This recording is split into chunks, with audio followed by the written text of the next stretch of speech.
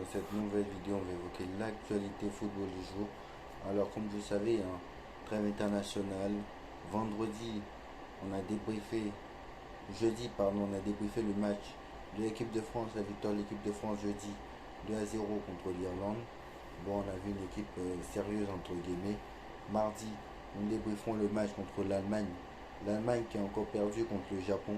Et l'Allemagne est en crise, c'est un pays en crise. Très clairement, c'est une nation en crise. Et peut-être qu'on va faire une vidéo, je pense qu'on va faire une vidéo après. Et je suis en train de penser à l'instant, mais je pense que c'est une bonne idée. Pourquoi est-ce que l'Allemagne est en crise? Il faut que je vous dise pourquoi. Parce qu'il y a des raisons, mais bon, on ne les a pas tous énumérées. Donc il y a des raisons. Et Paulo Breitner, je ne sais pas si vous le connaissez, le spécialiste du football allemand qui est souvent sur RMC Sport, hier a dit dans l'after pourquoi en fait l'Allemagne est aussi dans une grande crise comme celle-là. Et je pense que moi, depuis l'Allemagne ne fait plus peur à personne. C'était une nation qui faisait peur à tout le monde.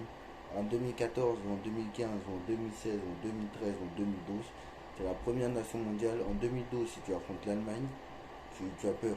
Et là, c'est plus le cas. L'Allemagne était la meilleure nation avec l'Espagne peut-être en 2012. Ces genres d'équipes-là, si tu les affrontes en 2012, franchement, tu as peur. Et là, maintenant, aujourd'hui, l'Allemagne et l'Espagne, franchement, j'ai pas peur de le dire, ne me font pas peur. Même si l'Allemagne a gagné, l'Espagne a gagné 7-1 contre la Géorgie, ce n'est que la Géorgie en face. Et en plus, ils ont perdu 2-0 contre l'Écosse au mois de mars. Au mois de mars. Donc, voilà. Je pense pas que l'Allemagne soit un danger, un favori pour l'euro, hein. Moi, je pense ça. Je pense pas. Donc, quand même, Hansi Flick est là-bas. Hansi Flick n'est pas loin de se faire virer, hein. À ce rythme-là, si t'arrives pas à battre le Japon, t'arrives pas. C'est pas comme si t'avais des grosses équipes non plus. Voilà. À part contre la Belgique, peut-être, mais la Belgique, t'as perdu 3-2. Bon, on sait pas, mais en tout cas, moi, je pense que l'Allemagne va inquiéter. Et je pense que l'Allemagne, il y a de grandes chances qu'ils se fassent éliminer encore en poule pour cette fois-ci. Cette fois-ci. Mais en 2020, ils ont failli se faire éliminer en poule.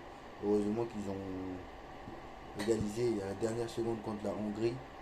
Non, franchement, nous contre le Portugal, franchement, on n'a pas eu de chance. Donc, on a eu la chance. Donc, voilà. Et contre la France, ils auraient pu en prendre deux ou trois. Donc, voilà. Donc, voilà. Dans les derniers matchs amicaux, les matchs internationaux, donc l'Espagne, ils finissent le 12. Nous, on rejoue le 16. Le 12, l'Espagne. Donc, c'est mardi. Nous, on joue le 15. Donc, les Fabienne, normalement, les Européens devraient être là, hein. C'est les Sud-Américains le problème. Mais nous, on n'a pas trop de Sud-Américains dans notre équipe. Voilà. Voilà. On n'a pas de Sud-Américains. Voilà. À part peut-être. À part Marquinhos. Voilà. Donc, je ne sais pas si le Brésil joue le dernier match. Je pense qu'à part le Brésil, on n'a pas d'Argentin dans notre équipe. Ce qui était le cas il y a 2 ans. Il n'y a pas d'Argentin dans notre équipe. Donc voilà. Le Brésil, j'ai leur calendrier. J'ai pas leur calendrier. Je vais essayer de regarder, hein, parce que normalement, voilà. Le Brésil joue son dernier match le 13 septembre. Alors que nous, on joue le vendredi 15 septembre. Et en plus, il joue le 13 septembre à 4h du matin. Donc c'est impossible pour Marquinhos d'être titulaire vendredi. Je pense pas qu'il sera titulaire vendredi. Je pense pas qu'il sera titulaire vendredi contre Nice à 21h. C'est impossible. En plus, c'est au Pérou le match. Donc ça veut dire que après le match au Pérou, 4h, ils vont finir à 6h le match le 13. Ils vont rentrer dans la journée du 13, un entraînement et le 15. Je pense pas que, même si Marquinhos est capitaine, je pense que je pense pas qu'il va prendre je pense pas que Luis Enrique va prendre le risque. Donc comme avec Pochettino on le faisait avant, je pense que bon là on a plus de choix en vrai. Je pense que parce qu'on a plus trop de Sud-Américains. Donc Manuel Ugarte, je pense qu'il ne sera pas titulaire lui aussi. Si je regarde aussi, normalement Manuel Ugarte ne devait pas être titulaire aussi contre Nice, si je ne me trompe pas.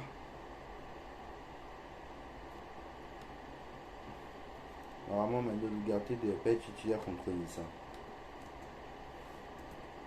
Voilà, donc Marquinhos, Ugarte ne devait pas être titulaire vu que leur dernier match c'est le 12. Bon, lui encore, je pense que ça va, parce que lui son dernier match c'est le 12 à 23 h. Donc ça veut dire qu'il a le temps de rentrer le 13 et peut-être que le 15 il pourra jouer. Mais pour Marquinhos, je pense que ça va pas être possible. Donc voilà, pour Marquinhos, ça va pas être possible. Pour Ugarte, ça va être peut-être possible. Voilà. Donc voilà. Et mauvaise nouvelle hein, pour le Paris Saint-Germain. Marco Asensio blessé. Et voilà, contre la Géorgie. Le match de l'Espagne contre la Géorgie, on a vu que Marco Asensio était sorti sous blessure.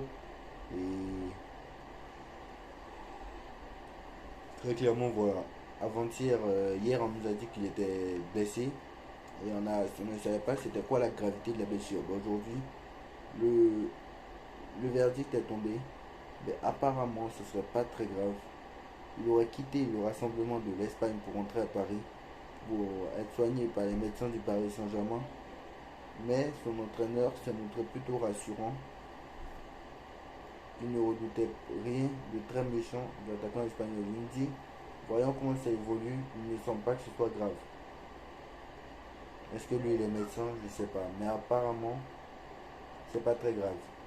Donc moi je pense que, je sais pas, peut-être qu'il sera titulaire vendredi. C'est possible. Si c'est pas grave, peut-être qu'il sera titulaire vendredi. Mais moi je préfère, comme je vous l'ai dit, hein, je préfère Asensio en neuf plutôt que Ramos parce que pour l'instant, Asensio, depuis qu'il est repassé en faux neuf là, il est fort, hein. Asensio contre Lens, il a été repassé en neuf en l'absence de Gonzalo Ramos, il te marque un but. Là, il a remarqué un but alors qu'il était en neuf. Le premier match, il était à droite, Asensio était à droite contre Toulouse et contre Lorient, on avait montré. Donc voilà. Et même dans les matchs de préparation aussi. Bon, à part peut-être contre, je crois, il a marqué contre une équipe, je ne sais plus laquelle. Bref, voilà. Donc, Marco Verratti, accord trouvé avec le PSG il y a 10 jours pour un montant de 45 à 50 millions d'euros. Les derniers détails sont à préciser côté joueur. Donc voilà, le Paris Saint-Germain va vendre Verratti entre 45 et 50 millions d'euros. Franchement, tu t'en sors pas mal. Tu t'en sors quand même pas mal. Donc aujourd'hui, voilà. Alors concernant Draxler, Draxler lui, retournement de situation, bah lui, il refuserait de rejoindre le Qatar. Donc lui, il ne veut pas partir, il va rester au Paris Saint-Germain. Bah j'ai envie de te dire, Draxler, tu vas passer toute la saison sur le banc. Peut-être que Luis Enrique pourrait s'en servir et peut être utile, mais je pense pas qu'il va s'en servir quand même. Je pense qu'il va rester un an dans le loft et voilà. Mais Draxler, je comprends pas pourquoi il veut pas y aller parce que à 8 mois de l'euro, je vois pas pourquoi il va rester toute la saison sur le banc et ne pas jouer l'euro. Ça veut dire. C'est ce qu'il veut dire en fait. Je comprends pas trop Draxler, mais bon. Bon, Didier Deschamps lui a confirmé donc que Colomani sera disponible contre l'Allemagne en l'absence d'Olivier Giroud. Donc voilà. Donc Giroud lui s'est blessé, donc Giroud lui sera forfait mardi. Mais Colomani sera là. Donc est-ce que ce sera Marcus Thuram ou Colomani qui sera titulaire mardi? On verra. On verra qui ça sera. Donc voilà. Alors, le PSG affiche un chiffre d'affaires supérieur à 800 millions d'euros sur la saison 2022-2023. C'est la première de son histoire. Donc ça aussi, quand il y a des chiffres comme ça, il faut rappeler. Aussi l'économie des salaires de Neymar, de Messi, de Ramos et en plus de sa vente. C'est-à-dire que Neymar, lui, il a été vendu. Donc en plus des cessions de ceux des indésirables comme Wijnaldum, Paredes, Diallo, etc. explique la bonne santé financière du club. Donc voilà, ils ont parvenu Ils ont réussi à se débarrasser des indésirables et en plus de ça, de leur salaire et en plus de ça, bah, des gros joueurs. Donc c'est très très bien financièrement. Maintenant, sur le terrain, il va falloir répondre. Et c'est tout ce qu'on attend durant encore ce mois de septembre jusqu'à la trêve internationale, c'est-à-dire jusqu'à mi-octobre. On va dire ça comme ça. Alors, ensuite, alors pour rappel, hein, aujourd'hui c'est l'anniversaire de Danilo Pereira. Donc, joyeux anniversaire à Danilo Pereira qui lui fête ses 32 ans aujourd'hui. Donc, Danilo, hein, c'est Leonardo qui allait le chercher. Danilo Pereira qui est là depuis 2020 et qui est là, qui a fait de bonnes saisons, qui est toujours là en fait. Et Danilo, franchement, exceptionnel. Et voilà. Alors, c'était hier hein, son anniversaire, c'était pas aujourd'hui, pardon. Donc voilà. Mais quand même, hier il a eu 32 ans et voilà. Très très bon milieu de terrain. Qui peut aussi dépanner en défense centrale, je vous rappelle.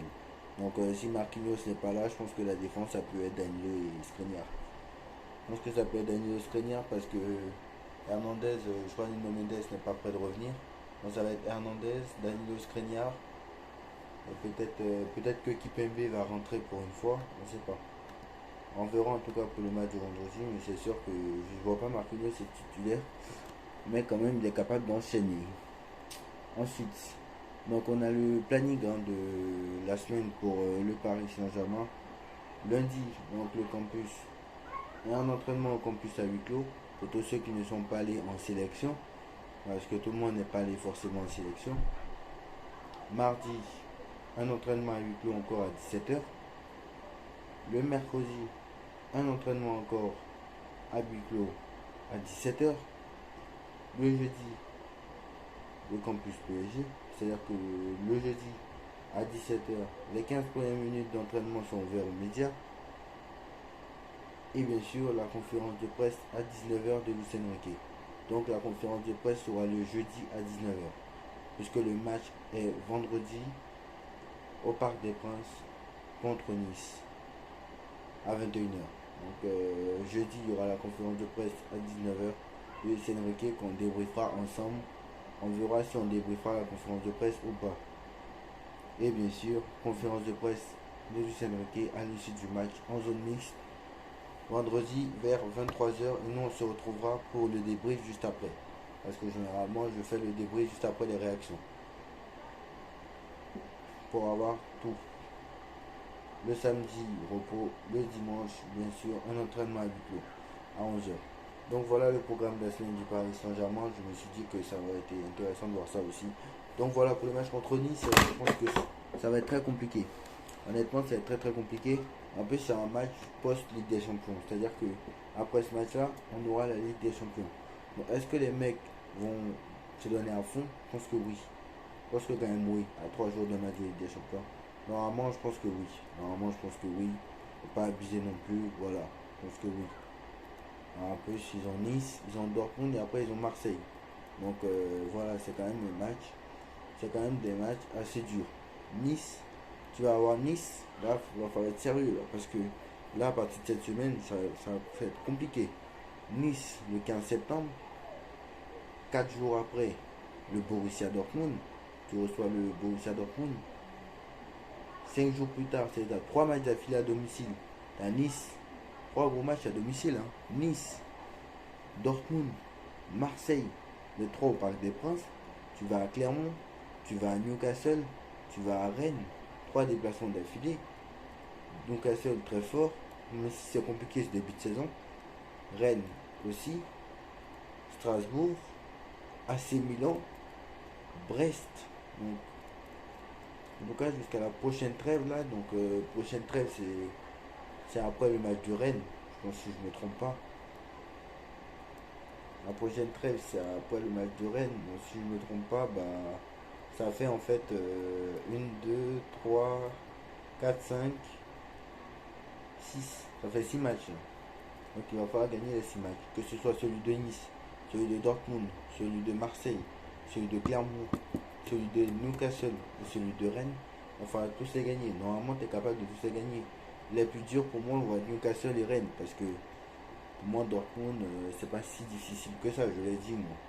Donc voilà, Newcastle surtout assez gêne par l'ambiance qu'il y a là-bas. Et bien sûr, Rennes, le stade rennais, où là, on a l'habitude de perdre, hein. Quand même, on a l'habitude de perdre contre Rennes. Donc voilà, il va falloir se mettre au boulot parce que là, on n'a que des grosses équipes, à part peut-être Clermont. À part peut-être Clermont, parce que pour moi, Nice est une grosse équipe. Pour ceux qui le veulent, que vous le vouliez ou non. Excusez-moi. En tout cas, voilà, c'est la fin de cette vidéo. Dites-moi en commentaire ce que vous en pensez. En tout cas, dites-moi en commentaire ce que vous en pensez. Le Paris Saint-Germain reprendra vendredi. On espère voir du beau football. On espère voir tout ça. Marco Verratti qui va bientôt quitter Paris Saint-Germain. Draxler qui ne veut pas quitter Paris Saint-Germain. En tout cas, dites-moi en commentaire ce que vous en pensez. On like, on partage, on commente, on s'abonne. Et on se retrouve très très vite pour une nouvelle vidéo. Allez Paris, tchuss.